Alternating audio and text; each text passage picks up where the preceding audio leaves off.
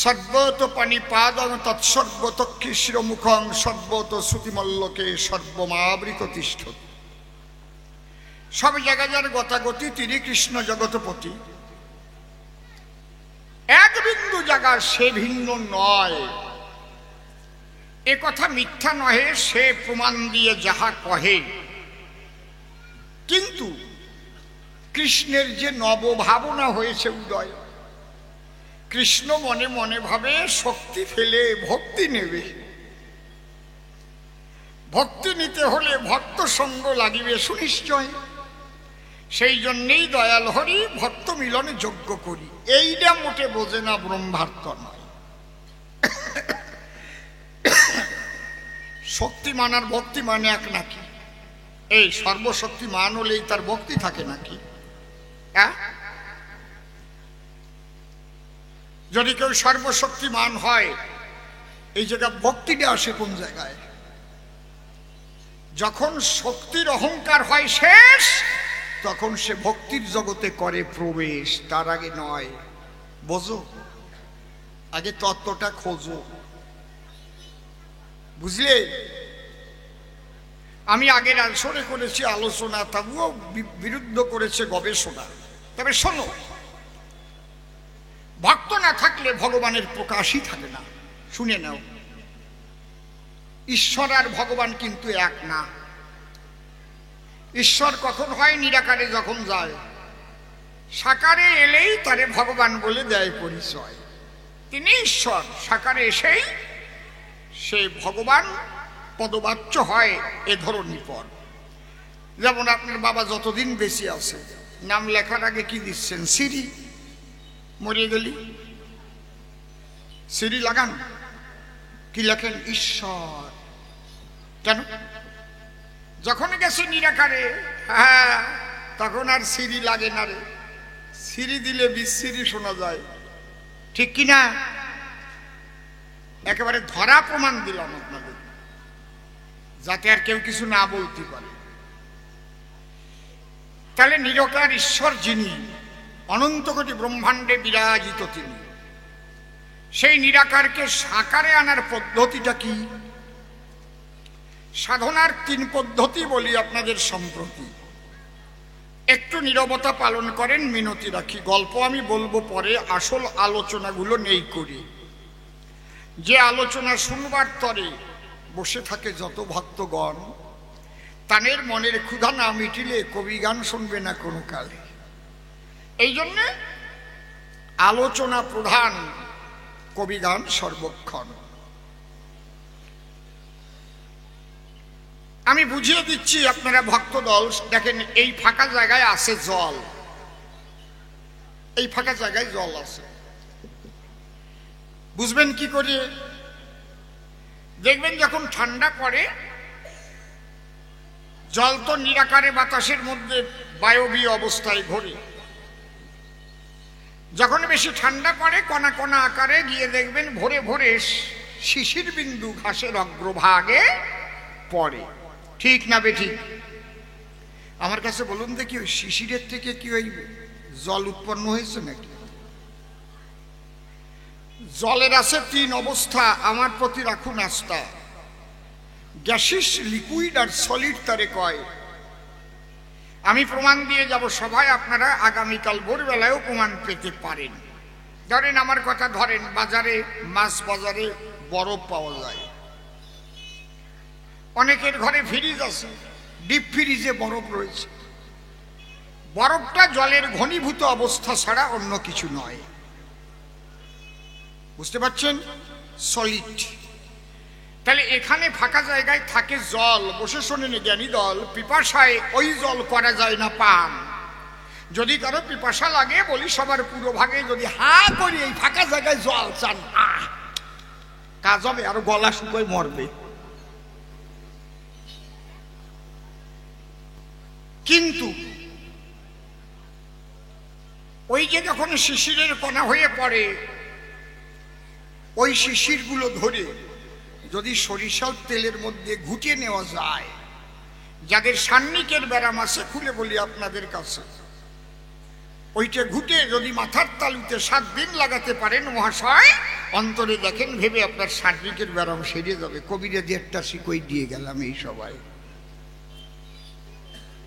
কিন্তু আমার কাছে বলুন দেখি, সর্ষের তেল নিয়ে ফাঁকা জায়গায় ঘষলি সার্নিক সারবে নাকি? সারবে না। তাহলে এই জল শিশির হয়ে পড়লো, অর্থাৎ লিকুইড হলো। আগে গ্যাসিস ছিল, বায়বীয়। গিয়ে দেখবেন শীতের সময় হিমালয়ে গেলে একেবারে বরফের চাদর পড়া দেখা যায়। ওটাও জলের ঘনীভূত অবস্থা ছাড়া কিছু নয়। এই ঘনীভূত কখন হয়? তাপমাত্রা যখন মাইনাসে চলে যায়। ঠিক তো? এই জায়গা বুঝবার বিষয়। একেবারে বিজ্ঞান ভিত্তিক যুক্তি দিয়ে আমি যাচ্ছি বুঝাইয়া। ঠিক ঈশ্বর 3 অবস্থায় পাওয়া যায়। 3 অবস্থায় 3 রকম, ঘটে না কো ব্যতিক্রম। জ্ঞান যোগ ভক্তি 3 সাধনের বসে, ব্রহ্মাত্মা ভগবান ত্রিবিধ প্রকাশ। ব্রহ্মজ্ঞানী যারা নিরাকার ব্রহ্মের উপাসনা করে, তারা ব্রহ্ম সত্য জগৎ মিথ্যা ছাড়া তারা বলে অন্য কিছু নয়। যোগীরা পায় পাত্তা, সাধনার ধারায় যোগের দ্বারায় তারা দেখতে পারে আত্মা, ওই শিশিরের কণার প্রায়। ভক্ত যারা ভক্তি ভরে যখন তার আরাধনা করে, তখন সেই নিরাকার ঈশ্বর ঘনীভূত হয়ে আকারে সাকারে ভক্ত ভগবানের সঙ্গে মধুর মিলন হয়। কোন রূপে তুমি দেখতে চাও, তুমি কল্পনার সেই রূপ গড়াও। তুমি তো একটা রূপে দেখবা, এই রূপটা তোমারই তৈরি করতে হবে। মাটি দিয়ে করো, কাঠ দিয়ে করো, পাথর দিয়ে করো, ধরো কথা ধরো, ওই রূপটা তুমি তৈরি করে আনবা। দাও, আমার একটা রাধাকৃষ্ণ মূর্তি করে দাও, আমার একটা হর পার্বতী মূর্তি করে দাও। যে মূর্তি তোমার ভালো লাগে, দেখলে তোমার ভক্তি জাগে, ঠিক সেই মূর্তি তুমি গড়ে নাও। যে নামে যার ভক্তি আসে, সেই নামে সে করো সাধন। যে নামে যা নামের অতীত গুণের অতীত, তিনি যে সাই নিরঞ্জন। ভক্তি ডরে বাধা পড়ে, রূপ ধরে দেয় দর্শন। তাই যে নাম যাহার অতি প্রিয়, সেই নামে সে অর্ঘ্য দিও। পাইলে পরশমীয়, মরুতে হয় প্রেম বরিশন। যে নামে যার ভক্তি আসে, সেই নামে সে করো সাধন। কোন নামে করবা সে আমি জানি না, তোমার ভক্তি অনুমতে তুমি নাম করবা, তুমি মূর্তি গড়বা। মূর্তিটা কিন্তু মাটির মূর্তি। এইটা হচ্ছে সনাতন ধর্মের ভক্তির মূল ভিত্তি। তাহলে ওই মাটির মূর্তির ভিতরে নিরাকার ঈশ্বর এসে নড়ে চড়ে, মাটির মূর্তি জ্যান্ত হয়ে পড়ে। বুঝেছেন কি বলছি? কিসের দ্বারায়? যখন তাপমাত্রা মাইনাসে চলে যায়। তার মানে কি? তোমার মনের চাহিদা যখন মাইনাস হয়ে যাবে, আর কোনো চাহিদা নাহি রবে, শুধু তার জন্য তুমি চোখের জল ঝরাবে। দেখা দাও, দেখা দাও, দেখা দাও, দেখা। এই জন্য সাধকে কি বলছে? কাফি লাগা, কাফি লাগা।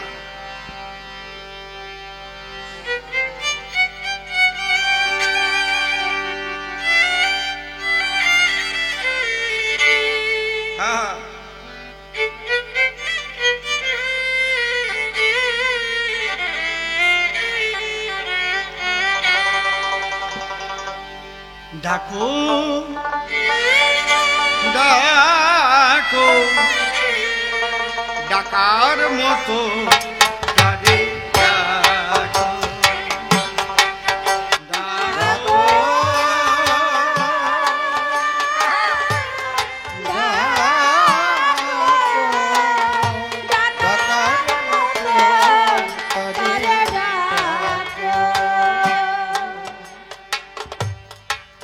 চোখেরই জলে বুকেরই মাঝে তা চোখে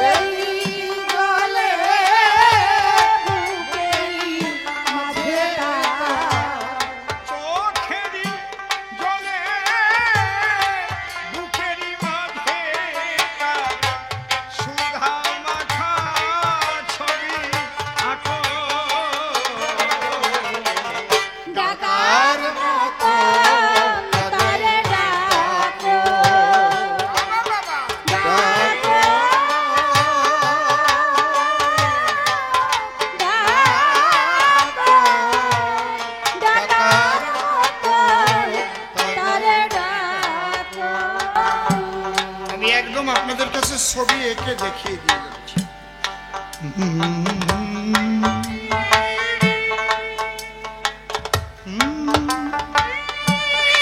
বাবা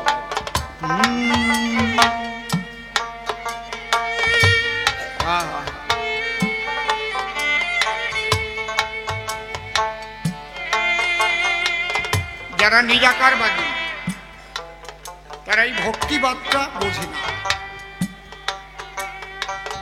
আর নিরাকারবাদীরা চিরকাল রূঢ় হয়। এই হিন্দু ধর্মের মধ্যেও নিরাকারবাদী আছে, তারা খুব রূঢ়। বুঝতে পারছেন কি বলছে? আর যারা সাকারবাদী তারা হয় কোমল। কৃষ্ণ ওই যে বিয়া দেওয়ার কথা কইছে, তারাই কাঁদে, তারাই কৃষ্ণ নামের অনুষ্ঠান করে। হরে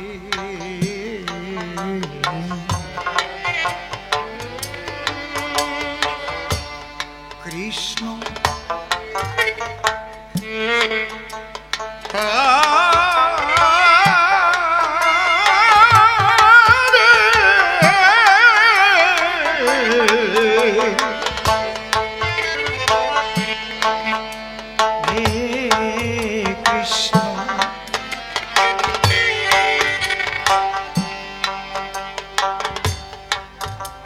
কৃষ্ণ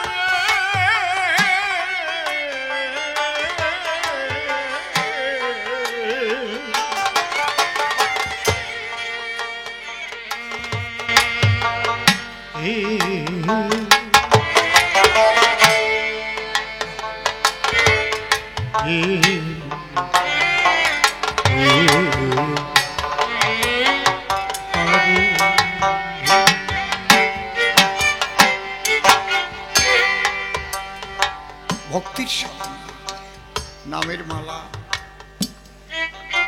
কপালে তিলক, চোখে জল, এই ভক্তির সাধনা যারা করে তারা হয় কোমল।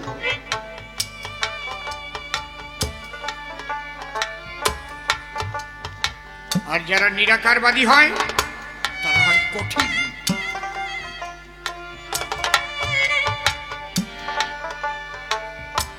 আর এই ভক্তির সাধনাতেই ঈশ্বর থেকে ভগবানের প্রকাশ হয়। আর ভক্তির সাধনা যারা করে তাদের বড় ব্যথা, আকুলতা, তারা কোনোদিন সুখে থাকতে পারে না। কারণ সুখ তো তারা চায় না, তারা গাছতলায় থাকে, হয়তো ভাঙা কুড়ে ঘরে থাকে, কিন্তু যে অবস্থায় থাকুক না কেন, জল ভরা চোখে গোবিন্দকে ডাকে। তারা বলে আমি সুখ চাহি না তোমার কাছে, কাঙাল হতে আসা আমার।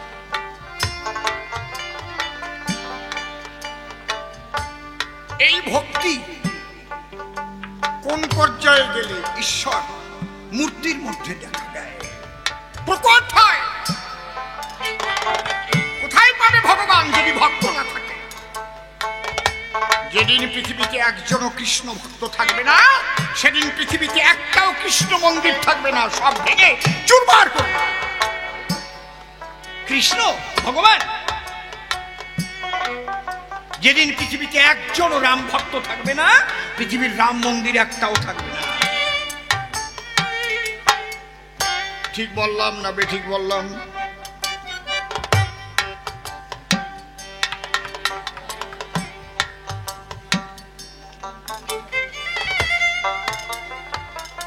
তাহলে এই যে কৃষ্ণ মন্দির, কৃষ্ণ ভজন, কৃষ্ণ নাম, তার যে প্রচার প্রসার প্রকাশ কারা ঘটায়? কারা ঘটায় বলেন? আপনি দোকান দিয়ে বসে আছেন, 5 কোটি টাকার দোকান, একটাও যাবে না খরিদ্দার, গোড়ার ডিম হবে আপনার দোকানে। বলেন কাজ হবে?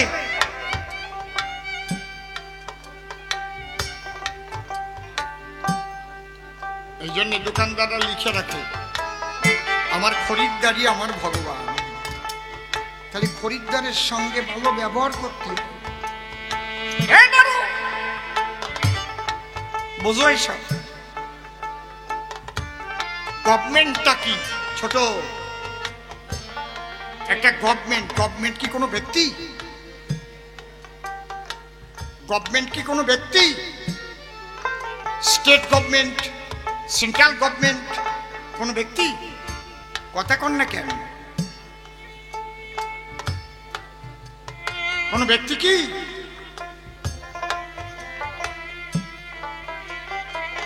দপ্তর ভাগ করে, কেউ মুখ্যমন্ত্রী, কেউ অর্থমন্ত্রী, কিন্তু ওয়েস্ট বেঙ্গল গভর্নমেন্ট, পশ্চিমবঙ্গ সরকার কোনো ব্যক্তি নয়। এই সরকার গঠন হয় কিসের দ্বারায়? হ্যাঁ, মুখ্যমন্ত্রী অতি হইলেও তোমার এমএলএ অতি হবে। আর যদি তুমি খামাখা হইয়াও বসো, 6 মাসের মধ্যে এমএলএ না হইয়া আসলে ভুট্টুস কি হয়ে গেলে তুমি, আমি মুখ্যমন্ত্রী হয়ে গেলাম, কিন্তু 6 মাসের মধ্যে এমএলএ তে জিতে আসতে হবে তোমার। প্রধানমন্ত্রী যাকে তাকে করে দেওয়া যাবে, তার 6 মাসের মধ্যে এমপি তে জয়লাভ করে আসতে হবে কোন জায়গা থেকে, কোন লোকসভায়। কি বুঝতে পারছেন কি বলছি? তোমাকে এমপি হতে হবে। তাহলে গভর্নমেন্ট তৈরি করে কারা? বাই দা পিপল, জনগণের দ্বারা। কেন? ফর দা পিপল, জনগণের জন্য। কেন? অফ দা পিপল, জনগণের সরকার, জনগণের দ্বারা, জনগণের জন্য, জনগণের সরকার। বুঝেছেন কি বলছি? এই জন্য কারো অহংকার করা উচিত না। আমি যা বলবো তাই, নো নেভার। সমস্ত ক্ষমতা কিন্তু জনগণের। ঠিক ভগবানটাও তাই, সে তো নিরাকারে। মুসলমানরা চিরকাল নিরাকারে আল্লাহকে ডাকে। আল্লাহটা কে দেখেছো? কে আল্লাহ? ছোট কোন মুসলমানকে যদি জিজ্ঞেস করে তোমার আল্লাহ কেমন, নাম যখন আসে, তাহলে নাম থাকলে নামই আসে, তাই নলে ঘোড়ার ডিম।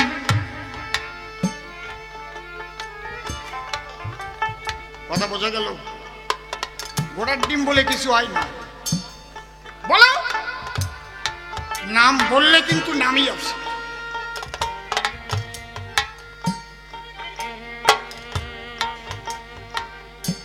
সূরা ইখলাসে বলা আছে কুল হুয়াল্লাহু আহাদ আল্লাহুস সামাদ লাম ইয়ালিদ ওয়া লাম ইউলাদ ওয়া লাম ইয়াকুল লাহু কুফুয়ান আহাদ। আল্লাহ সর্বশক্তিমান। লা ইলাহা ইল্লাল্লাহ মুহাম্মাদ রাসূলুল্লাহ।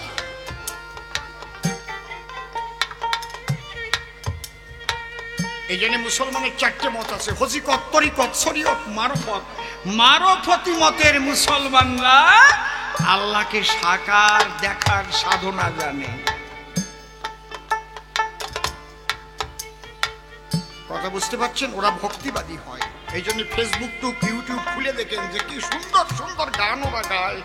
অত প্রেমের গান এই ভারতবর্ষের কোন শিল্পী গাইতে পারে না। এই যে রাধাকৃষ্ণ প্রেমের যে গানগুলো গায়, কি ঠিক বলছি না বেঠিক বলছি?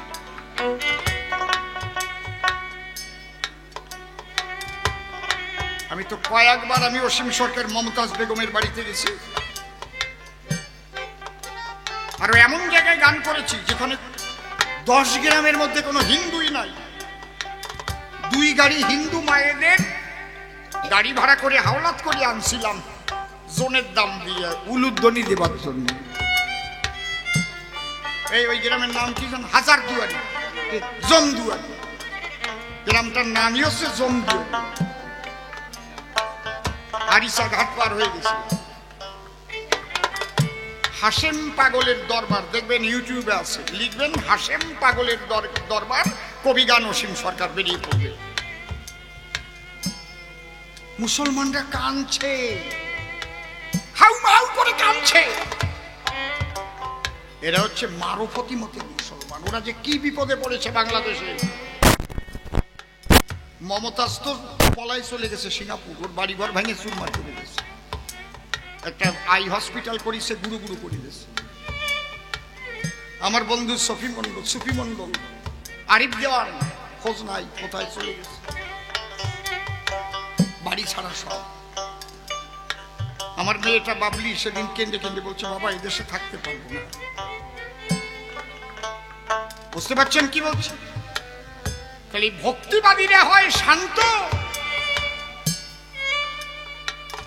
আর এই ভক্তির দ্বারাই হচ্ছে ঈশ্বর সাকারে প্রকটিত হন ভক্তির দ্বারা। আর ভক্তি এমন জিনিস যেখানে বাহ্যিক জগতের চাওয়া পাওয়া করে ফিনিশ, তখন এবং খুব ব্যথা। সে যে কি ব্যথা নিয়ে ডাকে, আকুলতা নিয়ে, ব্যাকুলতা নিয়ে, যার না হয়েছে সে জানবে না। ছেলে মরা, বউ মরা কান্না, ও কি কান্না? কান্না দেখেছি পাগল বিজয় সরকারে, এক বিছানায় শুয়ে। কোনদিন একটা বাচ্চা মা মারা গেল ওইরকম কান্দে না। ঈশ্বরের জন্য কি কান্নাটা এমনি এমনি। কদিন কেঁদেছ? এই জন্য বিশ্ববিখ্যাত শিল্পী ভারতবর্ষের, তার একটা গানের কলি মনে পড়ে। কপটা চোখের জল ফেলেছ যে আমায় ভালোবাসবে, পথের কাটায় পায়ে রক্ত না ঝরালে কি করে আমার কাছে আসবে? ওরে নারদ, একটা মা জানে যে একটা সন্তান প্রসব করতে প্রসব বেদনাটা কি। কোন যন্ত্রণার সঙ্গে ওই যন্ত্রণা মিশবে না আমার মনে হয়। আমি তো আর নারী না, কি মা ঠিক বলছি তো? ওই অম্বলের ব্যথাই কও, কাটিয়ে যাওয়া ব্যথাই কও, গুতুয়া লাগে ব্যথাই কও। আমার কাছে বলো দেখি, জগতে কোন ব্যথার সঙ্গে প্রসবের ব্যথার মিল আছে নাকি? কথা কও। যার যত তাড়াতাড়ি ব্যথা উঠবে, মাস দিন পুড়ে গেলি, তার তত তাড়াতাড়ি প্রসব হবে। ব্যথা না উঠলে সিজার লাগবে না। ঠিক তো? ঠিক ওই রকম ঈশ্বরের নাম, যার যত আকুলতা, যার যত ব্যথা, আর ভগবান তত তাড়াতাড়ি প্রকটিত হয়। ঈশ্বর কি মন্দিরে বাঁধা থাকে নাকি? যারা যারা ভগবানকে পেয়েছে কোনো মন্দিরে পায় নাই, হয় জঙ্গলে পেয়েছে, না হয় কচু বাগানে পেয়েছে। যেখানে বসে তার ব্যথা জেগেছে সেখানেই প্রসব হয়েছে। ব্যথা যদি উঠে যায় হাসপাতাল পর্যন্ত নেওয়ার টাইম থাকে না, অ্যাম্বুলেন্সেও প্রসব হয়, রেলগাড়িতে, চলন্ত রেলগাড়িতেও প্রসব হয়, হয় নাই? পরীক্ষা দিতে গেছে, সেই পরীক্ষা হলের মধ্যে প্রসব হয়েছে। বোঝো? এমন কোনো ব্যাপার না যে ওই মন্দিরে বসে ডাকলেই তুমি ভগবান পাবা, আর তিলক কেটে ডাকলেই তুমি ভগবান পাবা, মালা নিয়ে ডাকলেই তুমি ভগবান পাবা না। নির্ভর করে তোমার আকুলতা, ব্যাকুলতা আর প্রেম ভক্তির উপরে। হরি বলো। খাঁটি ধর্ম কথা শুনিয়ে দেয়। যত বড় মন্দির হোক, ওটা একটা উৎসবের জায়গা হতে পারে, ওটা একটা মিলনের ক্ষেত্র হতে পারে, ওটা একটা বিজনেস পারপাসের ক্ষেত্র হতে পারে, কিন্তু ঈশ্বর দর্শন ভক্তি ছাড়া হবে না।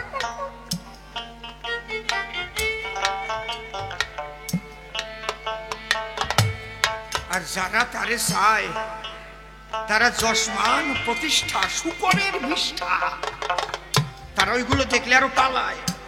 মাধবেন্দ্রপুরীর কথা জানেন না? স্বয়ং গোপীনাথ ক্ষীর চুরি করে রেখেছে, তার জন্য আসে জঙ্গলে পলাইছে কাটার মধ্যে। ওরে আমার প্রতিষ্ঠা হয়ে যাবে, মানুষ যদি জেনে ফেলে যে আমার জন্য ভগবান ক্ষীর রেখেছে। ভাবা যায়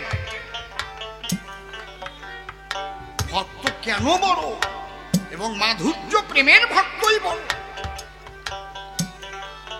এই ভক্ত না থাকলে ভগবানের কোনো অস্তিত্ব কোনোদিন পৃথিবীতে থাকবে না। ঈশ্বর তিনি আছেন, তিনি থাকবেন। এই জন্যই ভগবান বলছেন, ভক্ত আমার মাতা পিতা, ভক্ত আমার গুরু, ভক্তেতে রেখেছে নাম বাঞ্ছা কল্পতরু। ভক্তে খাওয়াইলে খাই, ভক্ত না দিলে উপবাসী যায়।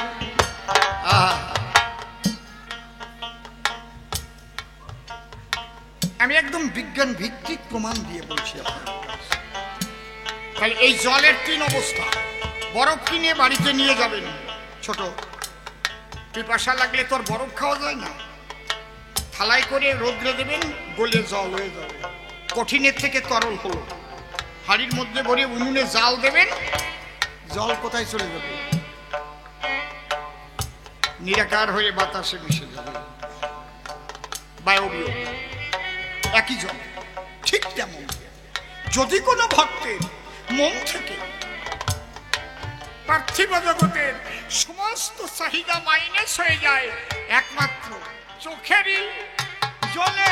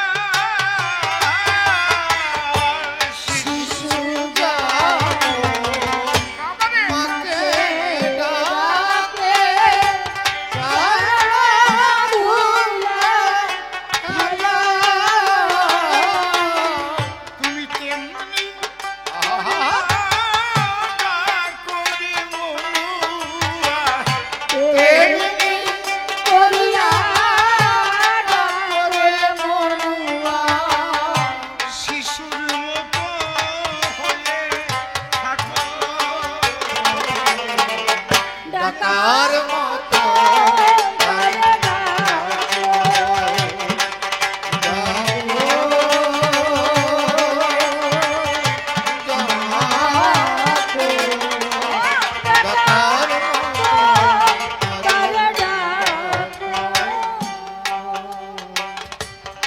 যেভাবে ডেকেছে ধ্রুব প্রহ্লাদ, যেভাবে ডেকেছে রাধা, যেভাবে জয় জয় ভক্তের আনন্দে একবার হরি হরি বলো।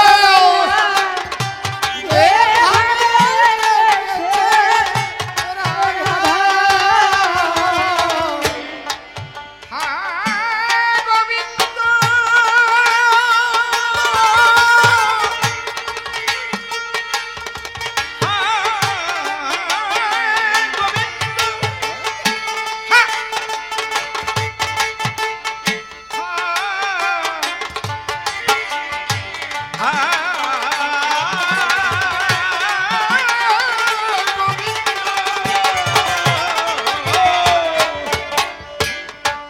যেভাবে ডেকেছে ধ্রুব প্রহ্লাদ, যেভাবে ডেকেছে রাধা, যেভাবে ডেকেছে ধ্রুব প্রহ্লাদ, যেভাবে ডেকেছে রাধা, তেমনি করিয়া ডাকুরে বলুয়া, তেমনি করিয়া ডাকরে বলুয়া, তুমি তেমনি করিয়া ডাকুরে বলুয়া, রাধার মতো হয়ে থাকো। ডাকার মতো ডাকো, ডাকো, ডাকার মতো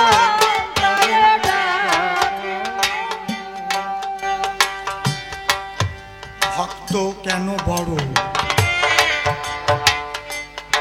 শোনো দিয়ে মন, একমাত্র ভক্তের কাছে থাকে ভক্তি ধন। শক্তিমান হইলেই সে ভক্তিমান নয়, তাই শক্তিমানেরাও ভক্তি ভিক্ষা করে, ভক্তের দাঙ্গা পায়। সবচেয়ে শক্তি রাজ্যের মধ্যে মুখ্যমন্ত্রীর বেশি, তাই তো?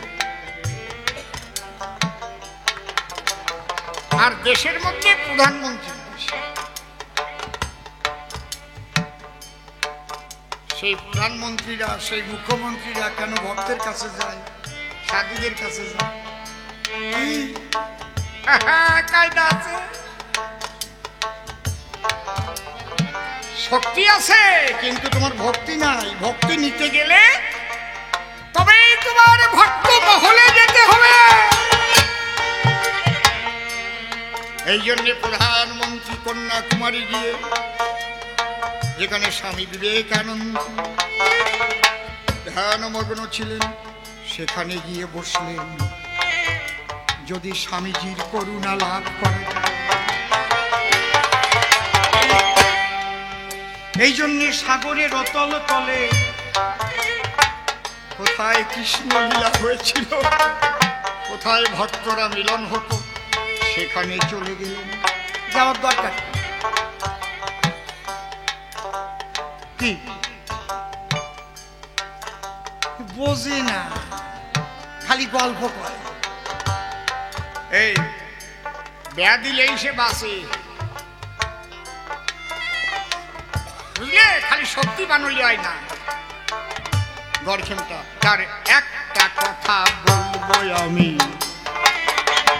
সভ্য সবাস্থান ধৈর্য ধরে ভক্তবৃন্দ একটু শুনে যান।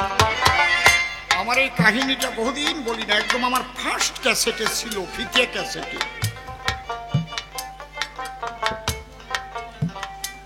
তো প্রায় ফার্স্ট ক্যাসেট তো করেছি 30 বছর হয়ে গেছে। ধর্মবিজ্ঞান।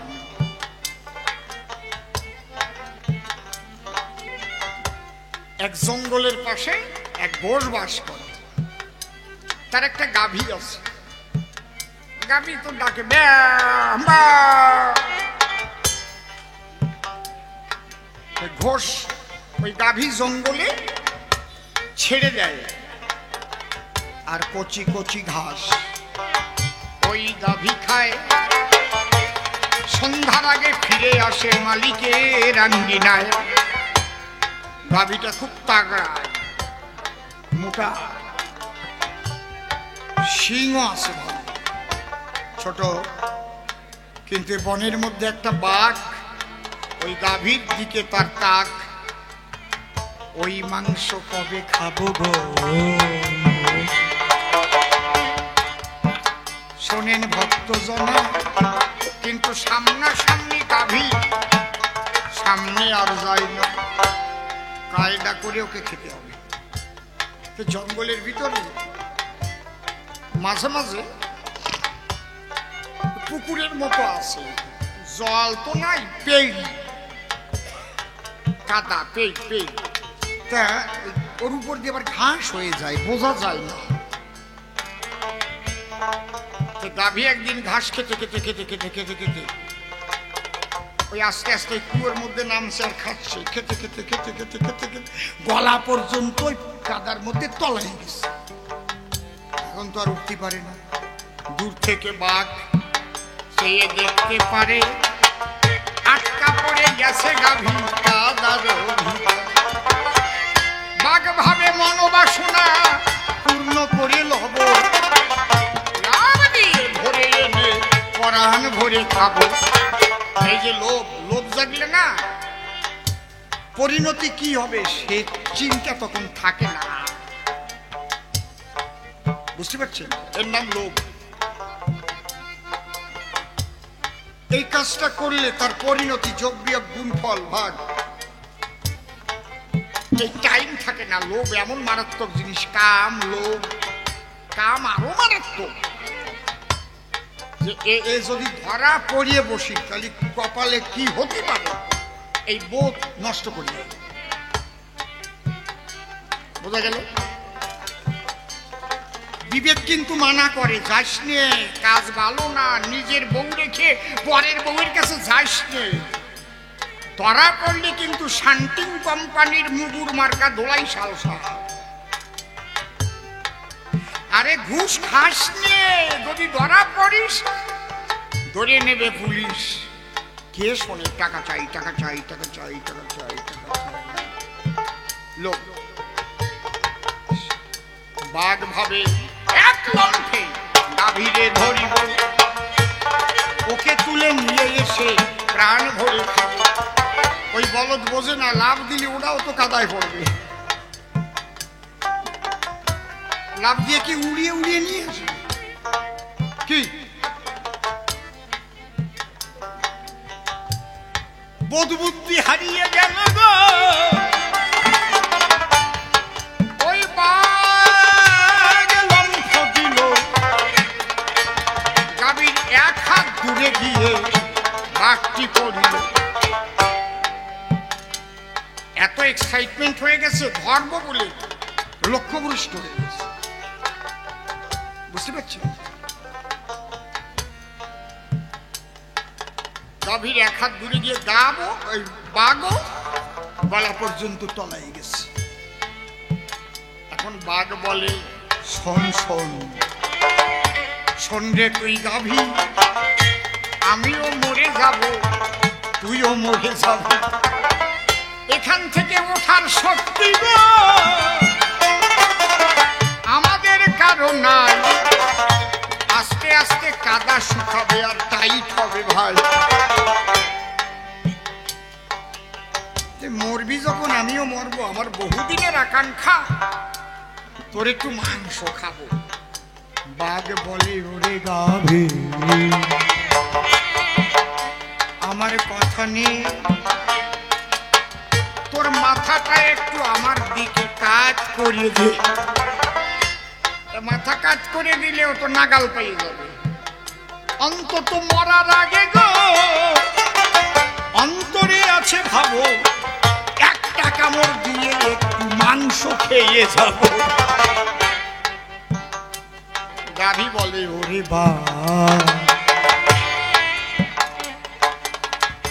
বৃথা তোর দাবি, আমি মরে যাব না, তুই মারা যাব। বলে কি বলিস, কেমন কথা বলিস গাভী রে? এই বাঘের পাশাপাশি তুই একটা গরু, আমি বাঘ, তোর চাইতে শক্তি বেশি, তুই কি করে বাঁচবি আর আমি মরে যাব? গাভী বলছে শোন বাঘ, শুধু শক্তি দিয়ে বাঁচা যাবে না। গাভী বলে ওরে বলি যে তোর কাছে তোর কোনো মালিক নাই, আমার মালিক আছে। সন্ধ্যা হলে গৃহে যখন আমি আর যাব না ফিরে, মালিক তখন খুঁজতে আসবে বনের ভিতরে। আমার শ্যামলী আসে না কেন? রাত হয়ে গেল যে, সে কি কোনো বিপদে পড়ল? কিন্তু এবার তোর যত শক্তি থাকুক, তোর মালিক না, তোরে কেউ খুঁজবে না। আমার মালিক আলো ধরে ডাকবে এসে, শ্যামলী। আমি আমার মালিকের কণ্ঠস্বর চিনি, আমি এখান থেকে নেব হাম্বা। মালিক বুঝলো ওই যে আমার শ্যামলীর ডাক শোনা, এসে দেখতে পাবে কাদার মধ্যে আছে গাভী। মনেতে ভাবিবে ওরে বাঘ তুই পাশে আসিস, ভাববে ওই বাঘের তারা খেলো, তাইতে বুঝি আমার শ্যামলী কাদাতে পড়িল। তখন আমার মালিক গ্রামে গিয়ে খবর দিয়ে যার যা অস্ত্র আছে তাই নিয়ে আসবে, তারপরে তোরে যা করার তাই করিয়ে ছাড়বে, আর আমার এখান থেকে তুলে নিয়ে যাবে। এ নারু যারা দিতে পারে মালিকের নামে, হা কৃষ্ণ বলে যে কাঁদতে পারে, মালিক থেকে উদ্ধার করে। শক্তিতে কাজ হয় না, কাজ হয় ভক্তিতে। এই ভক্ত আছে বলে ভক্তির সাধনা আছে। সনাতন ধর্ম শ্রেষ্ঠ এই জন্যেই, পৃথিবীতে আর কোনো ধর্মের মধ্যে এই ভক্তির সাধনা নাই, সরাসরি নাই।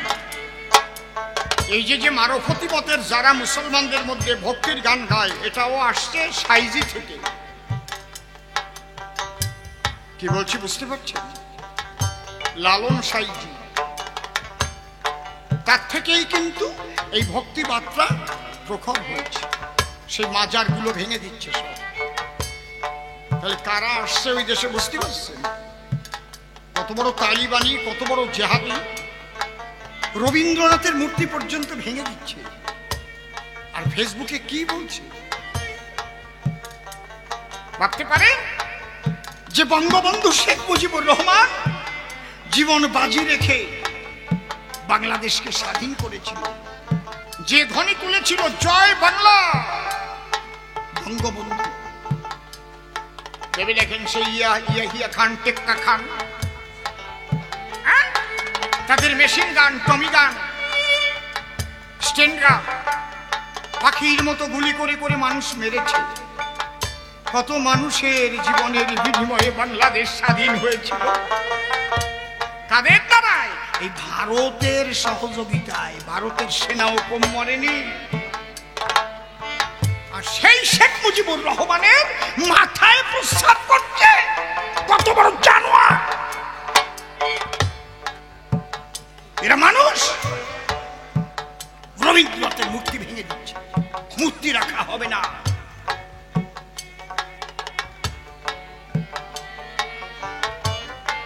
স্বাধীন করেছে নাকি? একটা স্বতন্ত্র দেশ, তার দেশে কে রাজা হবে ওদের আমার কাজ নাই, বানাও তোমরা রাজা। কিন্তু হিন্দুদের কি দোষ? তাদের ঘর বাড়ি জ্বালিয়ে দিচ্ছে, তাদের খুন করছে। ভক্তিবাদীরা কখনো এই কাজ করতে পারে না, পারে না, পারে না। যাদের চোখ দিয়ে জল ঝরে, কৃষ্ণ বলুক আর কালী বলুক আর রাম বলুক, যারা আল্লাহ বললেও যদি চোখে জল ঝরে, তারা এই কাজ করতে পারবে না কোনদিন। এই ভক্তিবাদ হচ্ছে সাধনার সবচেয়ে শ্রেষ্ঠ সম্পদ রে নারদ। সেই ভক্তি তাদের মধ্যে, ভক্তের মধ্যে। তাই আমার ভক্ত প্রধান, হরি হরি বলো। এই এক ভক্তি দিয়েই সারা রাত গান গাওয়া যায়, আর কিছু লাগে না। কিন্তু সে বোধটা তো থাকার দরকার। মুখস্থ কথা দিয়ে, লেখা কথা দিয়ে তো আর হয় না। নিজের কিছু সাধন ভজন লাগে, গুরু কৃপা লাগে, সাধুগুরু বৈষ্ণবের আশীর্বাদ লাগে, এমনি এমনি না।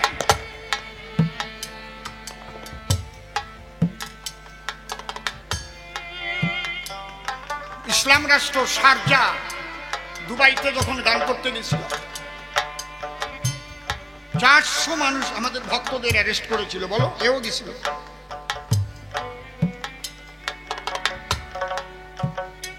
চলবে না, অন্য কোনো ধর্মের কথা চলবে না। সে গোপনে করলেও জেনে ফেললেই সর্বনাশ। অনেক কষ্ট করে ছাড়া পাওয়া হয়েছে। আপনাদের আশীর্বাদে তো বিভিন্ন দেশে ঘুরেছি। ভক্তির সাধনা সনাতন ধর্ম ছাড়া অন্য কোথাও নাই। তাই ভক্তির দ্বারায় ভগবান থাকে বলি তো বোঝাই। ভক্তিটা হচ্ছে ঠান্ডার সাধনা। এক কথায় ওই যে তাপমাত্রা মাইনাস, যে দেশে কোনোদিন ঠান্ডা পড়ে না, সেই দেশে জল বরফ হয়। জল বরফ হবে, কথা কন না কেন? তাহলে যে ধর্মীয় সম্প্রদায়ের মধ্যে কোনোদিন ভক্তি থাকে না, সেই ধর্মীয় সম্প্রদায়ের কোনোদিন সাকার মূর্তি থাকে না।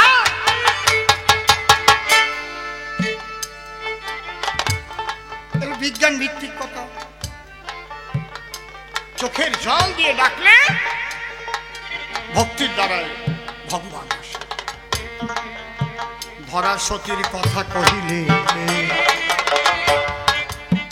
বড় ভালো লাগে, তোমার কথা শুনে সত্যি ভেতরে প্রেম জাগে। নারদ ভালো কথা বলছো। তুমি একটু চিন্তা করো তো, ধরা সতীর কতটা ভক্তি। যদি ওই কাহিনীটা আমি মন দিয়ে মেনে নিতে পারি না,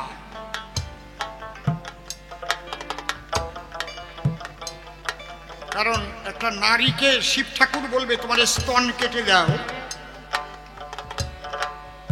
একটা হাতের আঙুল টাঙুল কেটে দেওয়ার কথা কলি যাও। এই জন্য আমি এটা যেদিন থেকে আমার বিবেক দিয়ে বুঝেছি, আমি কিন্তু আর বলি না। আমার ভিতরে কেমন যেন লাগে। একটা নারীকে বলা যায় তোমার চাল দেবো, তোমার একটা স্তন কাটিয়ে দাও, তার ওজনে চাল দেবো। কি এটা বিশ্রী শোনা যায় না? কি কষ্ট। যেদিন থেকে আমার ভিতরে খোসা মেরেছে, আমি কিন্তু ওই রকম ধার্মিক না। আপনি বললেন আর আমি তাই করে ফেলবো তা না। আমি বুঝে নেব এর মধ্যে কি আছে, কেন করব, এর পরিণতি কি হবে, এটা আমাকে বুঝতে হবে। এটা আমার বাবা যখন চৈতন্য চরিতামৃত পড়ে শোনাতেন আরো 50 বছর আগে, তখন 15-16 বছর বয়স, তার মধ্যে লেখা ছিল যুক্তি তর্কে সুনিপুণ দৃঢ় শ্রদ্ধা যার, তিহ পরম ভক্ত জগত মাঝার। আজকে তুমি একজনকে ফট করে গুরু করে ফেললে, বুঝলে না যে কি, পরে দেখলে চরিত্রহীন, তারপরে কি করবা? তা পরীক্ষা করবা না এরে গুরু করা যাবে কিনা? কি খাবা? যুক্তি তর্কে সুনিপুণ, দরকার হলে তার সঙ্গে বসো, তুমি প্রশ্ন করো, যেমন সনাতন গোস্বামী মহাপ্রভুকে প্রশ্ন করেছিলেন। প্রথমে কাশীতে সনাতন শিক্ষা পড়ে দেখবেন, তিনি তো আগেই গিয়ে একেবারে মহাপ্রভু ভক্ত হয়ে যান। কি প্রশ্ন করেছিলেন বলতে পারবেন এখানে কেউ? কে আমি, কেন আমায়, যারে তাপত্রয়, ইহা না জানিলে জীবের কইসে হিত হয়। কি করে নাই? কথা কন না কেন গোসাই, করেন নাই নাকি? এই তো জ্বালা।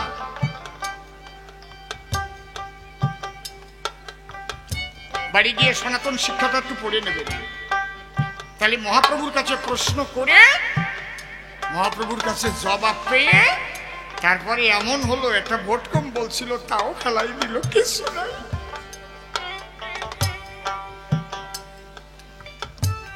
যুক্তি তর্ক শুনি পুনঃ দৃঢ় শ্রদ্ধা যার, তিহ পরম ভক্ত জগৎ মাঝে, সেই পরম ভক্ত।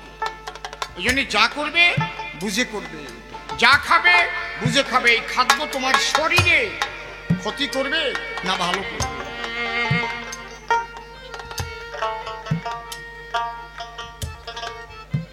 সদ্গুরু পাওয়া খুবই কঠিন, ভাগ্যের বিষয়। সদ্গুরু বিবেককে জাগিয়ে দেয়।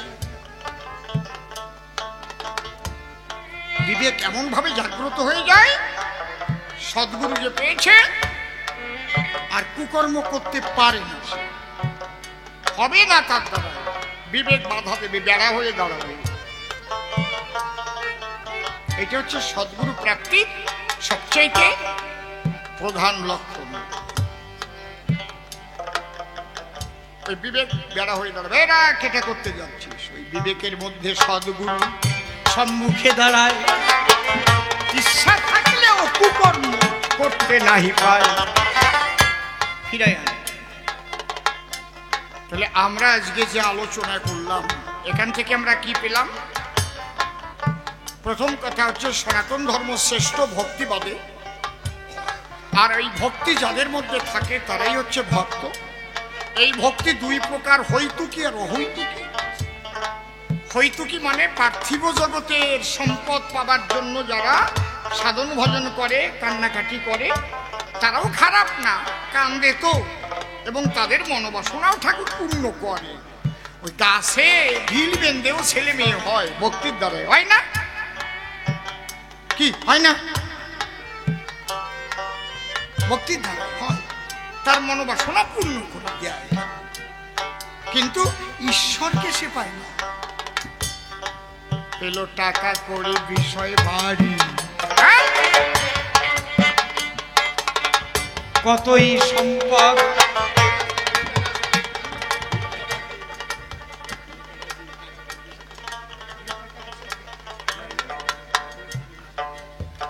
তো একটা খবর আছে, যাদের বাড়িতে বিল কাটা আছে এখনো দেননি আপনারা, এই ঠাকুরের সেবার জন্য যা দেবেন দয়া করে তারা দিয়ে দিন, কালকে তো মহোৎসব। আর মনে রাখবেন একটা কথা, আপনার যতটা সাধ্য সেটা দেবেন এই ভালো কাজে, তাতে আপনার কমবে না। আমার পরীক্ষিত জীবন, আমার একদম কমে না ওঠে। অসৎ পথে যেটা ব্যয় করবেন ওটা ব্যয়, আর সৎ পথে যেটা ব্যয় করবেন ওটা ব্যয় না, ওটা আয়, আয়ের খাতায় জমা হয়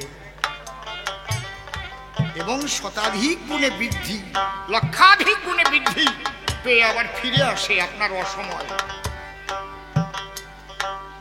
কিভাবে আপনার কাছে চলে আসবে আপনি ভাবতেই পারবেন। এই জন্যে যাদের বিল কাটা আছে দয়া করে তাদের কাছে আমি নিবেদনটা করে যাই, যার যা বাকি আছে, না বাকি আছে আমি তো বলতে পারবো না, কারণ আওলাদ তো অন্যায় নাই, যার যেমন সাধ্য আছে তার ইচ্ছা অনুসারে সে যেন এসে কমিটিকে দান করে। কারণ আমি কোনোদিন বিলে টাকা লিখলি কিন্তু সেই বিলে আমি কোনোদিন চাঁদা দেই না, এটা আমার আগাগোড়া।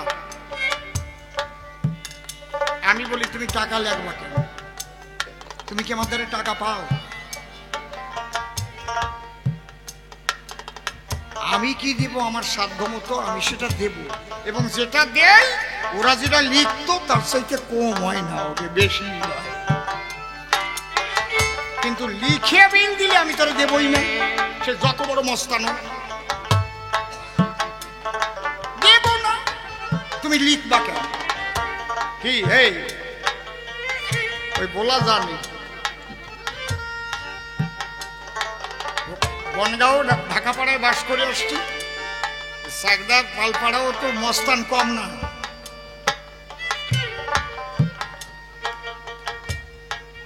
আমার পরিষ্কার আমি দেব, কম তোমার করবে না, কিন্তু তুমি লিখে দেবে আমাকে এত টাকা দিতে হবে।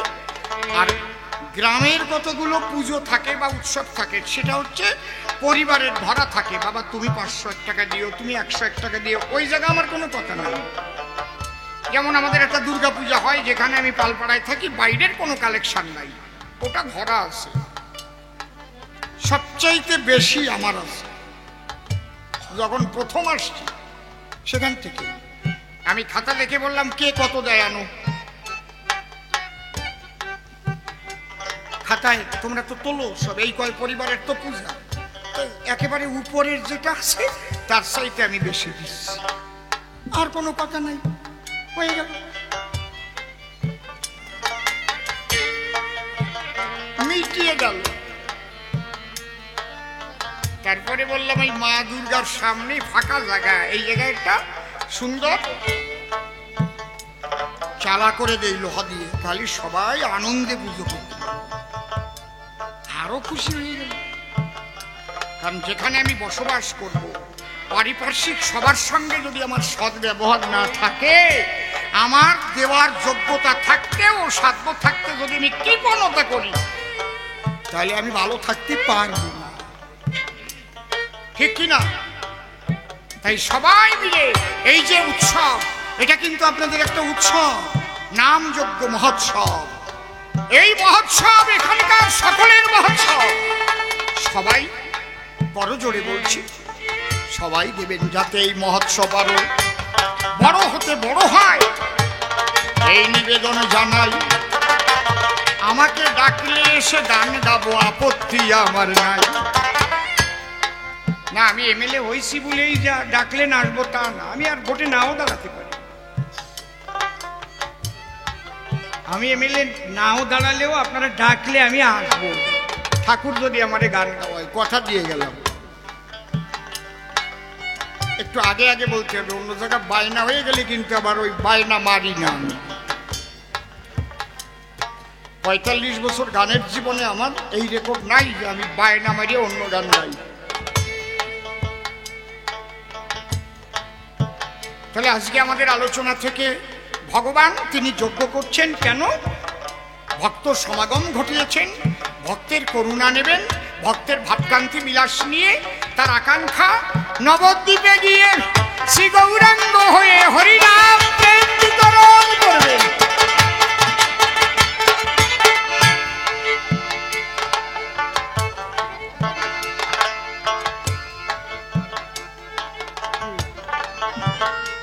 এই আলোচনার মধ্যে নকশি কথার মাঠের গান চলে না, চলে আজকে যে রাধা কৃষ্ণ প্রেম তত্ত্ব আলোচনা হচ্ছে, ধর গায়ে থুয়ে যাই চাচ্ছে যখন মনের থেকে যাচ্ছি না, নকশি কাথার মাঠে রে সাজুর ব্যথায় আজো বাজে রূপাই মিয়া বাঁশের বাঁশি,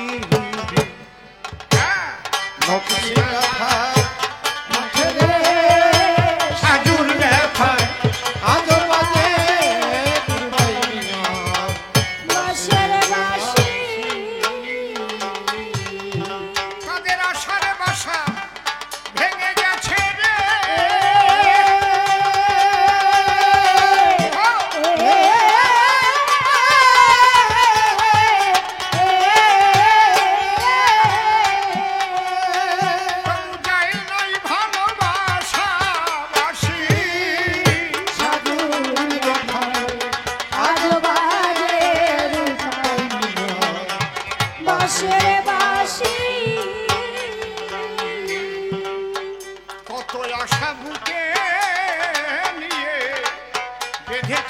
ঘর কত সুখে মিলেছিল মিলন মঞ্চ পর হঠাৎ আসিয়া বৈশাখী জনরে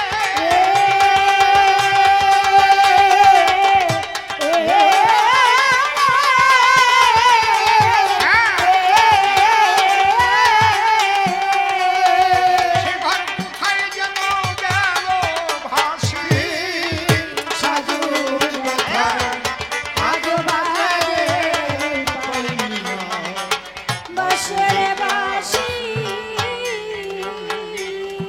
আর একটু বসো মা, আর একটু বসো, আমি গানটা গাই। এই গানটা গাইতে গেলে দুটো চারটে কথা বলতে হয়, তাই নইলে গানটা ফুটে ওঠে না। এই গানটা সাজু এবং রূপাইয়ের প্রেমের স্মৃতি। বসো বসো, একটু বসো। আজকে দুইজনই মুসলিম ঘরের যুবক যুবতী। মুসলিম ভাইদের মধ্যে একটা নিয়ম আছে, অনাবৃষ্টি হলে মেয়েরা বদনায় জল ভরে কুলোর মধ্যে সেই বদনা মাথায় তুলে জল ভাঙার গান গায়। আল্লাহ মেঘ দে পানি দে ছায়া দে রে তুই, আল্লাহ মেঘ দে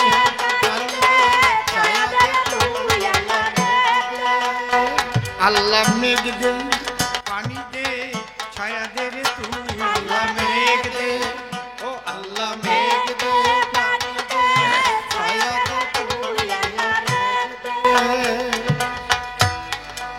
এই রূপাই আর সাজু এদের বিশেষ গুণ আছে। রূপাই ভালো লাঠিয়ালি করতে পারে, ভালো বাঁশি বাজাতে পারে, ভালো ঘর সাইতে পারে। ঘরামি সোনের ঘর খুব ভালো সাই। এখন তো সেই ঘরামি পাওয়া যায় না। সেই বাটাম সাউন কাঠি সামাজি দিয়ে দিয়ে যে ফুড়ে ফুড়ে তোলা সেই গিট এত সুন্দর করে ঘর বাঁধত সেই ঘরামিটা। তাহলে রূপাইয়ের কি কি গুণ আছে? ভালো ঘরের কাজ জানে, ভালো বাঁশি বাজাতে পারে, ভালো লাঠিয়ালি করতে পারে। আর সাজুর কি গুণ আছে?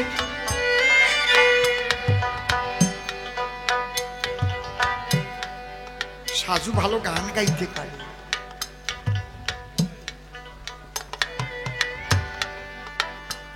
তা যখন অনাবৃষ্টি হলো, যুবতী মেয়েদের নিয়ে জল ভাঙার গান গাইতে লাগলো। আল্লাহ মেঘ দে পানি দে ছায়া দে রে তুই, আল্লাহ মেঘ দে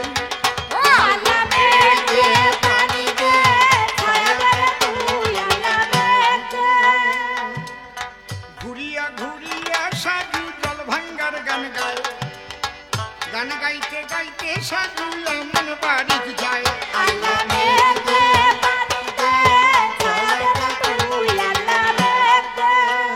এমন বাড়ি গেছে যে বাড়ির চালার উপরে রূপাই মেয়ে ঘর সাইতে বসে আছে। যখনই সাজু গিয়ে তার বান্ধবীদের নিয়ে ঘুরে ঘুরে গান গাচ্ছে, ওই ঘুরে যে যা দেয় আল্লাহর নামে তাই দিয়ে সিন্নি দেয়, তাতে বৃষ্টি হয়। এটা একটা বিশ্বাস। যেমন আমাদের আগে স্কুলে পাতায় নাম লিখে, কৃষ্ণ নাম বা রাম নাম লিখে জলে ভাসালে বৃষ্টি হতো। আমি নিজে দেখছি। কেন হতো তা বলতে পারবো না, হতো বিশ্বাস। উপর থেকে রূপাই মেয়ে দেখিবারে পায়, একটা অনন্য রূপসী সেই যে গান গায়। আল্লাহ মেঘ দে পানি দে ছায়া দে তুই, আল্লাহ মেঘ দে। বাহ, কি সুন্দর দেখতে আর এত সুন্দর সুর। ওর ঘর ছাওয়াটাও বন্ধ হয়ে গেছে, ওই দিক তাকাই। হঠাৎ সাজু গান গাইতে গাইতে ঘরের চালের উপর চোখ গেছে। চোখ যাওয়ার পরে ওরও ভালো লেগে গেছে। ভালো লাগার পরে একটু লজ্জা পেয়ে নিচের দিক চোখ ঘুরে আনিছে আর কি। পুরুষের তো একটু লজ্জা কম, করে তাকাই রয়েছে। মেয়েদের লজ্জা বেশি তো, ভালো লাগলেও না ওরম বক্কাত করে তাকায় থাকে না একেবারে। একটু ভালো লাগলো তাকায় আবার এটা লাজুক লাজুক। আর ওই লজ্জাটাই তো নারীর সবচেয়ে বড় ভূষণ। আর ওই লজ্জা না থাকলে তো গেল সমাজ, ঠিক কিনা?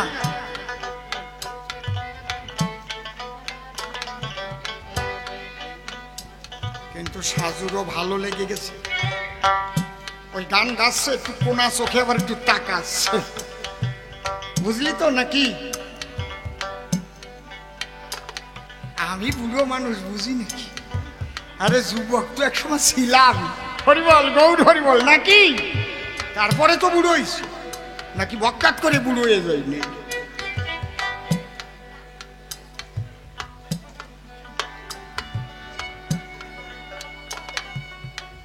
এই জন্য মান্নাদের গান আছে না, হৃদয় আছে যা সেই তো ভালোবাসে, প্রতিটি মানুষের জীবনেই প্রেম আসে।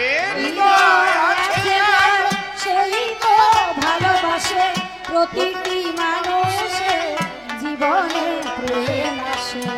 কেউ কি ভেবেছিল শ্যামকে ভালোবেসে শ্রীরাধার ভালোবাসা কাহিনী হয়ে যাবে? হৃদয়ে লিখো নাম, সে নাম হয়ে যাবে।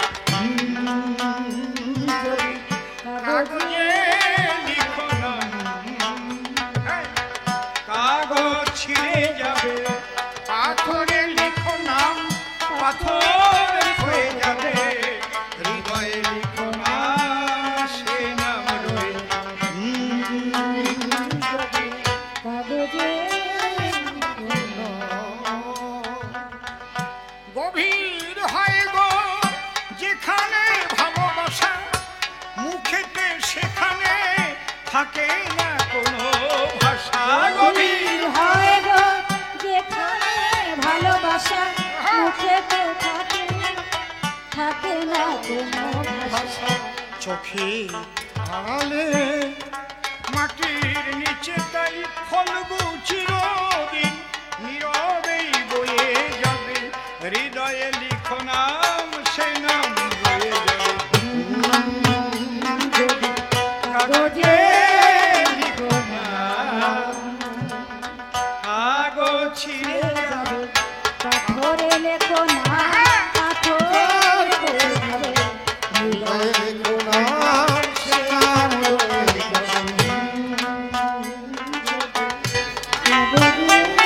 দুইজনেরই দুজনকে ভালো লেগেছে, ভালো লাগার থেকেই তো ভালোবাসার সৃষ্টি হয়। ভালো না লাগলে তো আর ভালোবাসা আর কোনো প্রশ্নই ওঠে না, নাকি? আপনার আমার ভালোই লাগে নাই, তার ভালোবাসা আসে কোথায়? ছোট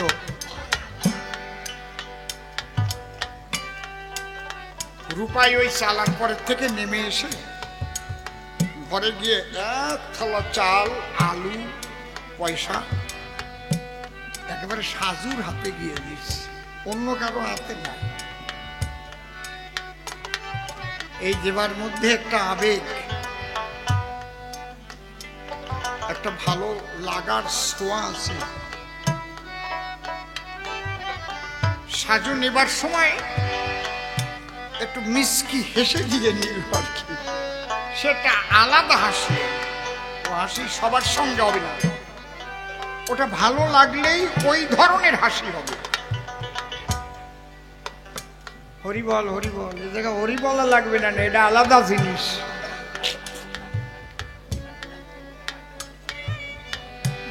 ঠিক না? সিনেমায় মাঝে মাঝে দেখা যায়, সিরিয়ালে মাঝে মাঝে দেখেন না, ওই হাসিটা একটু আলাদা ধরনের হাসি আর কি। বোঝা যায় ওই হাসির মধ্যে দিয়ে বোঝা যায় যে ওর আমাকে ভালো লেগেছে। আর তাকানোর মধ্যেও ঠিক পাওয়া যাবে, তুমি টাকাই দেওয়ার চাইলি দাও, ওই তাকানির চোখে বোঝা যাবে ওর ভালো লাগে নাই। কি মা, ঠিক ঠিক বলছি না নাকি? ঠিক তো? এখন মাইরই চোখ শুয়ে করছি।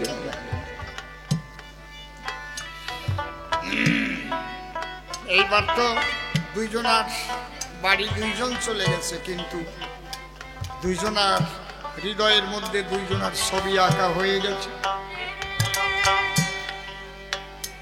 রূপাইয়ের আর ভালো লাগে না। আবার কখনো সাজুকে দেখব,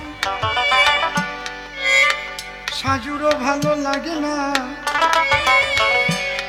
কোথা গিয়ে রূপাইকে পাবো? জল ভাঙার গান তো গাওয়া হয়ে গেছে, আবার তো জল ভাঙার গান গাইতে যাতে পারবে না, ও তো সিন্নি দেওয়াটা হয়ে গেছে। তো সাজু ও তো মুসলিম ঘরের মেয়ে, ওদের বাধ্যবাধকতা আছে, বাইরে তো ওইভাবে যায় না। কিন্তু রূপাই ওই গ্রামে বাঁশ কাটার ভান করে ঘোরে, চাল ভাজা গামছার করসে করে দুটো চা বায়, আর ওই সাজুদের বাড়ির পাশ দিয়ে ঘুর ঘুর ঘুর করে মাঝে মাঝেই আসে। আর সাজু বুঝতে পেরেছে, এই জন্য যখন আসে ঠিক ঘরের পিছনে গিয়ে দাঁড়ায় এক গাছের পাশে, ওই একটু দেখা দেখি সুখাসুখি হয়, কথাবার্তা না। একে বলে পূর্ব রাগ, বুঝতে পারছেন? সাজুর আম্মা কিন্তু লক্ষ্য করে ফেলেছে, ওই চাল ভাজা খাওয়া ছেলেটা যখনই আসে আমার মেয়েটা যায় ঠিক ওই ঘরের পাশে। আজকে এরকম চাল ভাজা খাচ্ছি,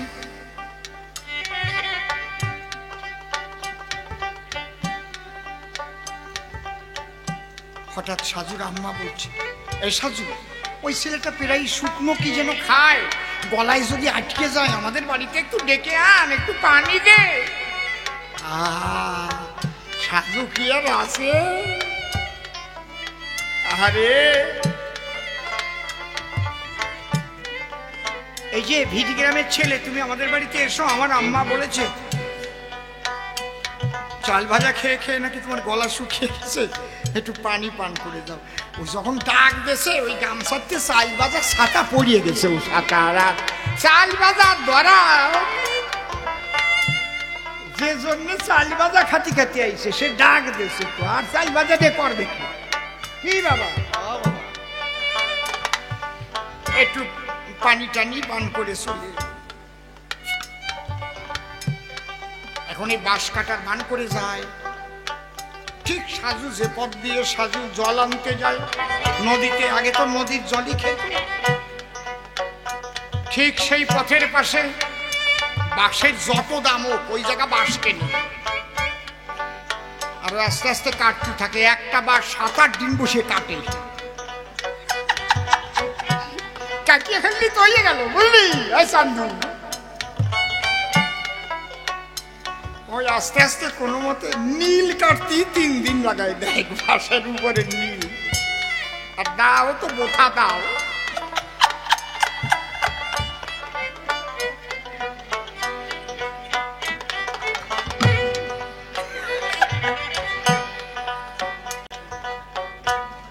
আজকে মনের দুঃখে ধারালো দাও নিয়ে গেছে।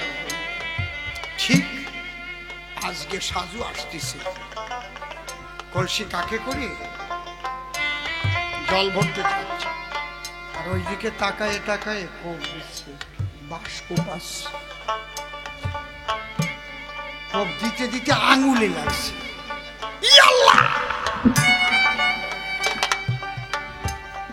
সাজু কাঠের কলসি ফেলে দিয়া নতুন কাপড় ওর আব্বা কিনে দিয়েছে কেবল, তাড়াতাড়ি দৌড়াই গিয়ে ওই নতুন কাপড়ের আঁচল ছিঁড়ে ওই আঙুল ধরে বাঁধন দিয়েছে। রূপাই আজকে নিশ্চিন্ত হলো যে সাজু আমাকে ভালো বাসে। কতগুলো লক্ষণ আছে, এই যুবক ছেলেরা সুন্দরী মেয়ে দেখলেই তার পাশে বাদরে কুত্তর মতো ঘুর ঘুর করে গড়ে চলে। আরে তোরে ভালোবাসে কিনা তুই দেখবি না আগে? তারপরে পালাম না, চিৎকাতে গড়িয়ে থেকে শুকিয়ে যায়। তুই আগে দেখ তোরে ভালোবাসে কিনা, এটা চেক করিয়ে নে, এ বুঝবে না। এইগুলোই বেশি, আর ওই পাগলের মতো ঘুরে বেড়ায়, তারপরে পেলাম না দিল না, নিল মন দিল না, এই গাইয়ে বেড়াবে।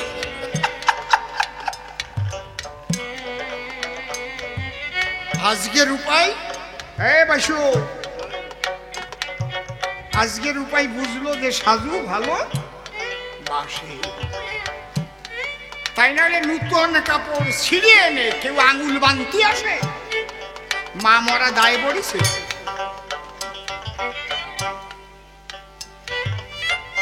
রূপাই এখন সাজুদের বাড়িতে যাতায়াত আরম্ভ করে। পাশে মেলা টেলা মিললে একটা মিষ্টি খিলি পান, একটু লাল ফিকে, বুঝেছ, ওই টাইপের একটা খিলি পান যে কি মূল্য রে বাবা। আরো সে ডালা আলা দোকানের কত রকমের সেন্ট দেওয়া যায়, শিশির থেকে বেরোয় বেরোয় একটু বসা দেয়, এটা একটু বসা দেয়, একটু বসে, সে আলাদা পান।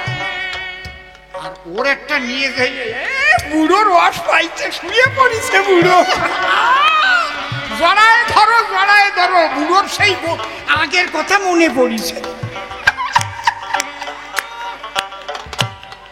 আমার গানটাও আজকে সার্থক হয়ে গেছে, বুড়োর সেই পুরনো প্রেম জেগে পড়েছে। মায়েরই ধন্য ধন্য বুড়ো। হরিবল ভাই, দেখেছিস আজকে আমার নকশিকাতা গাওয়া সার্থক হবে। এমন ভাবে বলেছি ওনার সে পুরনো স্মৃতি জাগিয়ে উঠেছে যে আমি তো খিলি পান নিয়ে গেছিলাম।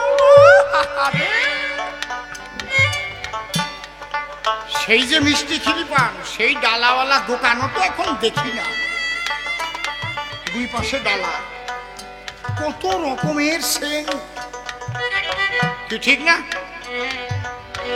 মেলায় যাই একটা পান।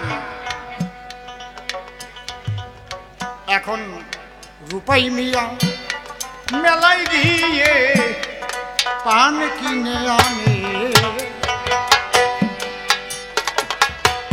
ভালোবেসে লয়ে যায় সে সাজুর সঙ্গে, সাজুও ভালোবাসে মনে প্রাণে গো।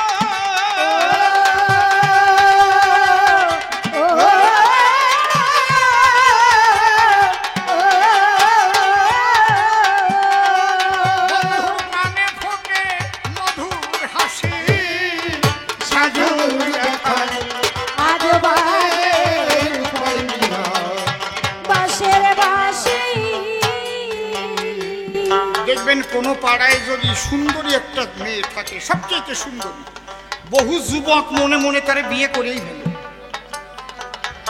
এই হাসিয়ে পড়ে ছাতা, মিথ্যে কথা নাকি? ঠিক না? অনেকে প্রস্তাব দেয়, সরাসরি না করলে বান্ধবী দিয়ে দেওয়ায়। এই সুনীল তোকে খুব ভালোবাসে জানিস, একটু আমি আমার লক্ষ্যটা আগে পূর্ণ হোক, এরকম অনেকে ভালোবাসে। কিন্তু ওই মেয়েটা গ্রামের কাউকে অপছন্দ করে যদি অন্য গ্রামের কেউ পছন্দ করে বসে, আর ওই ছেলেটা যদি গ্রামে আসে, তাহলে কিন্তু গ্রামের যুবকদের কোপে পড়বে ও, এর কোনো ভুল নেই। মানে বারে বারে বারে বারে রূপাই ওখানে যায়, ওই ছেলে যুবক ছেলেরা, চালা ব্যাপার কি রে, এটা ঘুরঘুর ঘুরঘুর করিস কেন, ব্যাপার কি, খবরদার আসবি না কিন্তু জানিস না, একদম খেচ পাল্টে দেবো, বুঝলি তো? আমাদের গ্রামে এইসব চলে না জানিস, এটা আমাদের গ্রামের মেয়ে, হ্যাঁ ওইসব আমাদের গ্রামে চলে না। তার মানে উনি খোসা দিয়ে পায় নাই বলে ওনার রাগ।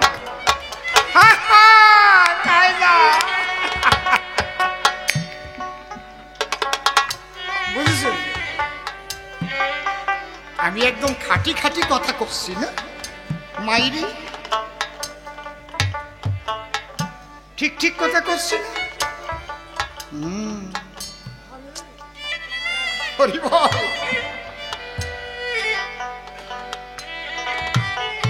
এইবার ওই গ্রামের যে ছেলেটা ভীষণ ভালোবাসত ওই মেয়েটাকে, সাজুকে, ও তো ডিনাই করে দিয়েছে না, যেটা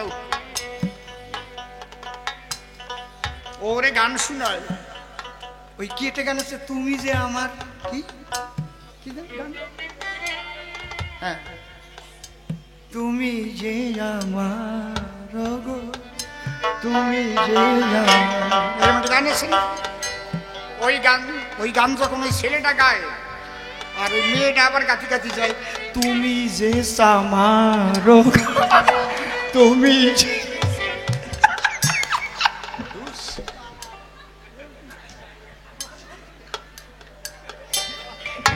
ও গায় তুমি যে আমার, আর মেয়েটা যে ভালোবাসে না, ও একটু জোরে জোরে গায়ে শুনে যায়, তুমি যে আমার। বুঝতে পেরেছেন? ওই সেই ছেলেটারই বেশি রাগ। আজকে যখন রূপাই ওই সাজুদের বাড়ির থেকে যাচ্ছে, একটু সন্ধে হয়ে গেছে, আর ওই ছেলেটা কাঁচা কুঞ্চি একটু মোটা দেখে কাটিয়ে নিয়ে, চিটকির বাগান ছিল, একটা চিটকি গাছ চেনেন তো? আগে চিটকির ডাল দিয়ে দাঁতও মাছতাম আমরা, বুঝেছেন তো? ও সময় তোর বেরাস ছিল না, নিমের ডাল, চিটকির ডাল নাকি? ওই চিটকির বাগানে বসে যখন যাচ্ছে, মারিছে কষে কাঁচা কুঞ্চির বাড়ি, 3 বাড়িতে কাটিয়েছে। আর মেয়েলি ব্যাপার এমন ব্যাপার, যার যত শক্তি থাকুক না কেন দুর্বল হয়ে যায়, মানে মনের মধ্যে তো একটা আতঙ্ক থাকে, বুঝতে পারছেন কি? যত শক্তিশালী মানুষ হোক, ওই 2 জন কেরিঞ্চে মানুষও যদি কুঞ্চি দিয়ে বাড়ি যায় না, বাপ বাপ করে তুলে। এখন আর রূপাইও বাড়ি যায় না, সাজু আর দেখা পায় না, কিন্তু দুজনেরই ভিতরে খুব ব্যথা বেদনা, দুজনেরই শরীরের ঘাটা হয়ে যাচ্ছে দুশ্চিন্তায়। তো ওই গ্রামে ছিল ঘটক, তার নাম দুখু মিয়া। ঘটক 2 বাড়িতে গিয়ে বলল, যদি 2 জনরে বাঁচাতে চাও তাহলে 2 জনরে শাদি করা। বসো, উঠে না, এত সোজা না, আমি গান গাচ্ছি আর উঠে যাবো, পাশায় ফেবিকুইক লাগাই দেব।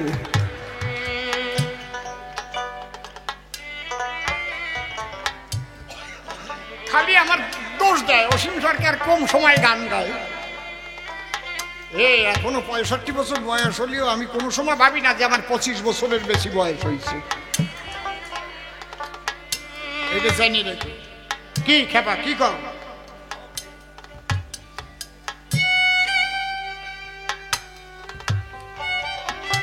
সত্যি সত্যি দুখু মিয়ার কথা শোনার পরে 2 গার্জিয়ান মিলে রূপাই সাজুর শাদি করালো।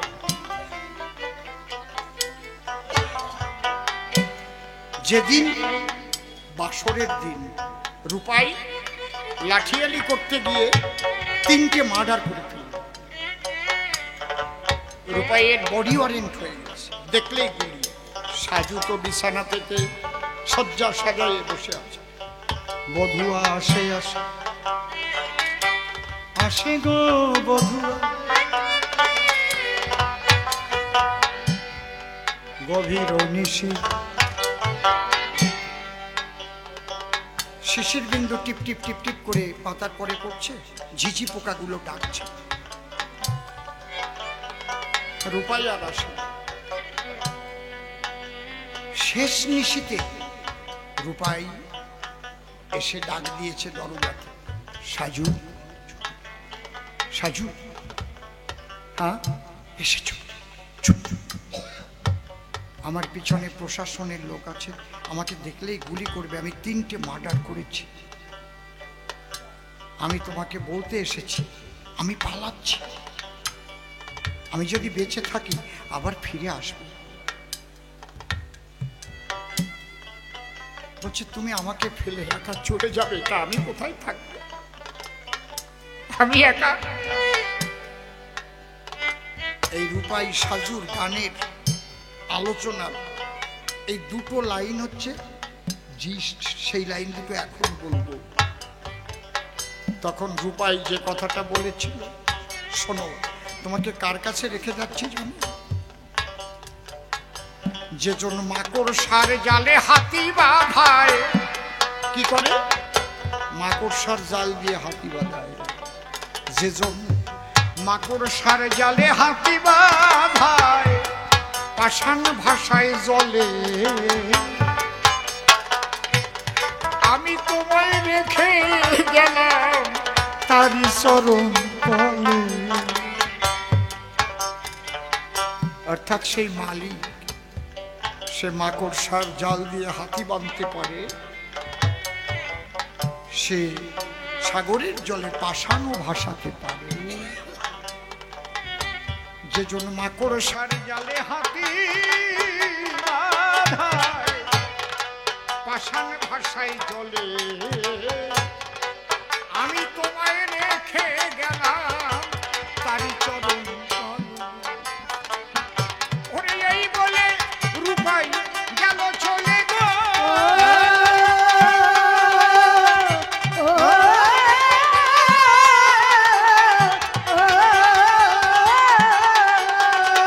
সাজুর শুকাইল মুখের হাসি, সাধুর কথায় আজ বাজে রূপাই মিলন বাঁশির বংশী।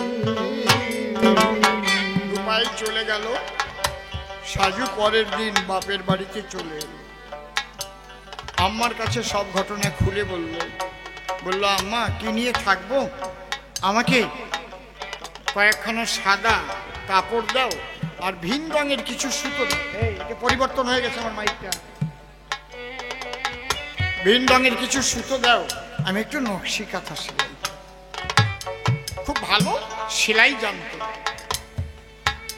ওই যে নকশি কাঁথা সেলাই করেছিল, যেদিন প্রথম দেখেছিল রূপাইকে চালের উপরে বসা সুতো দিয়ে, শেষ দিন পর্যন্ত ও কাঁথায় সেলাই করে আম্মার হাতে দিয়ে বলল, আম্মা আমি হয়তো আর বেশি দিন বাঁচব না, কারণ এই ব্যাধি, এ ব্যাধি সারার কোনো ওষুধ মেলে না।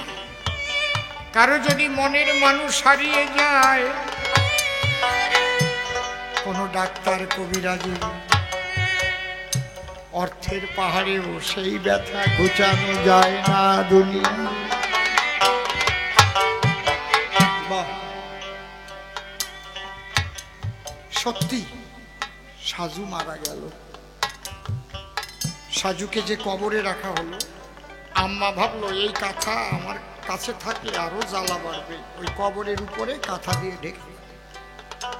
কোন এক রাত্রিতে রূপাই সে এসে ওই একই কাঁথার তলায় নিজের জীবনটা, তার সাজু যে দেশে চলে গেছে, রূপাইও সেই দেশে চলে গেছে।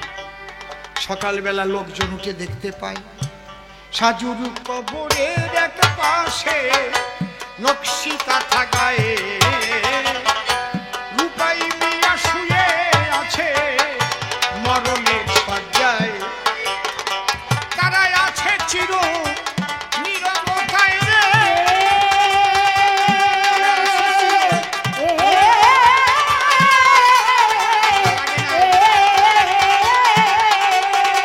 তাদের দুই পিহিয়া পাশাপাশি সাধুর কথায় আজ বাজে রূপাই মিলন বাঁশির বংশী। অকরুণ দারুণ বিধি বিচার তোর কেমন, তোর বুঝি ভালোবাসার কে নাহি রে এমন। তাই বুঝিস না তুই বিরহীর মন রে।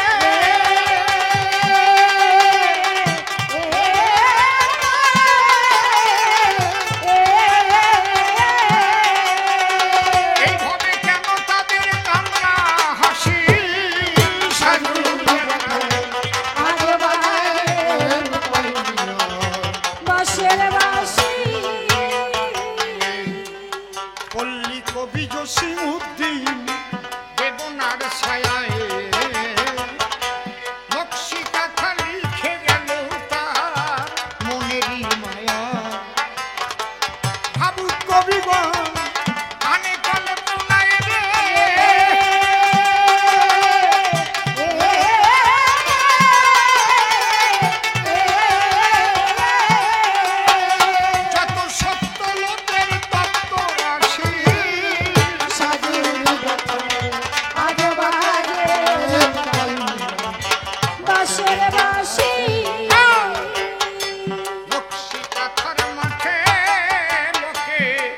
আজও শুনতে পাই সাজুর ব্যথায় রূপাই মিয়া বাঁশরি বাজায়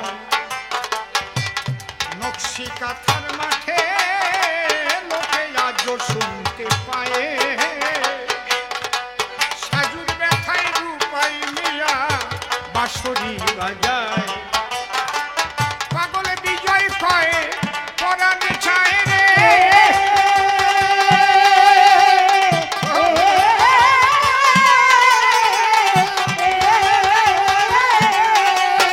সেই বাঁশি একবার গিয়ে শুনে আসি সাধুর কথা আজো বাজে রূপাই বাঁশের বাঁশি এক কর্তৃপক্ষ বলেছিলেন শুনিয়ে গেলাম গান তবে কাজ সুপি আমি করি নাই সব বলেছি সব আস্থান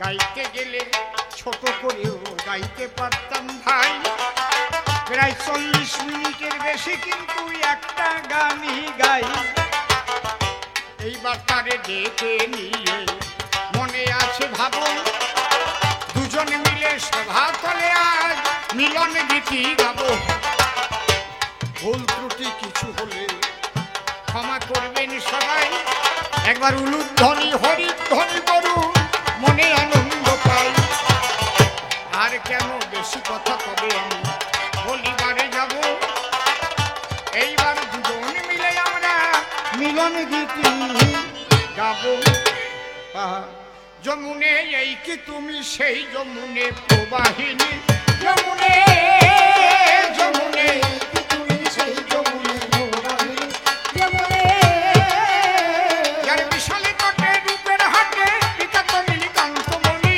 যমুনে